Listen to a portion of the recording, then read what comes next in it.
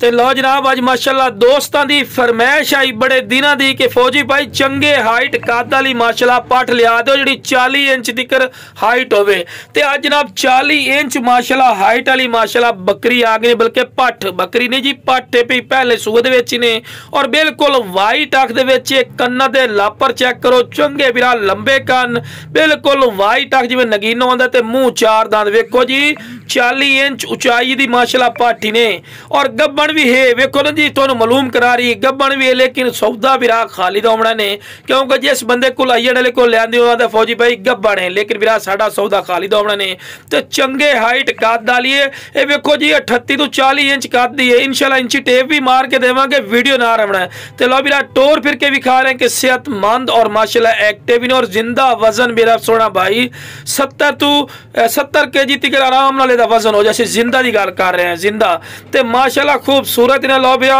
Check कर सकते हैं भी लड़का नाल बैठे तो तुहानू पता लग रही है कि कितने कद दी है। वेखो ना जी जेड़ा बिरा ने कि फौजी बिरा यार शौक रखना ते यार शौक वाली चीज़ां नहीं मिलदी पे निक्कियां टैडी टैडी जिहां मिलदियां ते बिरा आज शौक वाली चीज़ आई ने मुल भरना पौसी, लेकिन बिरा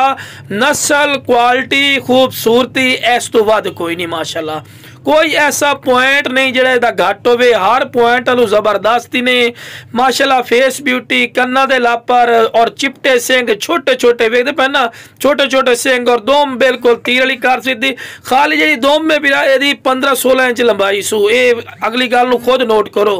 कि खूबसूरत माशाअल्लाह चीज़ ने ते टोर फिर के विखावन का ही मकसद ये होंदा है कि तुहानू पता लगे कि सेहतमंद और एक्टिव। तो लो भी इस तो बाद इंची टेप भी मार के देवांगे। कोई मेरे को आवना चाहे मेरी लोकेशन लुडन शहर जिला व्याड़ी लुडन मेन अड्डे ते UBL बैंक और PSO पंप के सामने ही ते मेरा बिरा आके भी लै सकते हैं ते कार्गो की सहूलत माशाअल्लाह आल पाकिस्तान मौजूद है। तो लो सोना भाई इंची टेप मार के तुहानू दे रहे हैं भी इंची टेप ला के दे रहे हैं, ठीक है जी, फुल डिटेल नाल तुहानू जानवर मिल सी इंशाअल्लाह। ते आ वेख लो तुहाडे अखां दे सामने मेरा भाई इंची टेप लग रही है, देखो जी ये है वेखो इस साइड तो लैके जेड़ा असी इंची टेप जिस तरह लगती है मेरा सोना भाई उस तरह इंची टेप तुहानू ला के दे रहे हैं। लो बिरा चेक कर सकते हैं 39 इंच यदी उचाई ने मेरा सोना भाई है वेखो जी, दूर करके तुहानू चेक करवा रहे हैं 39 इंच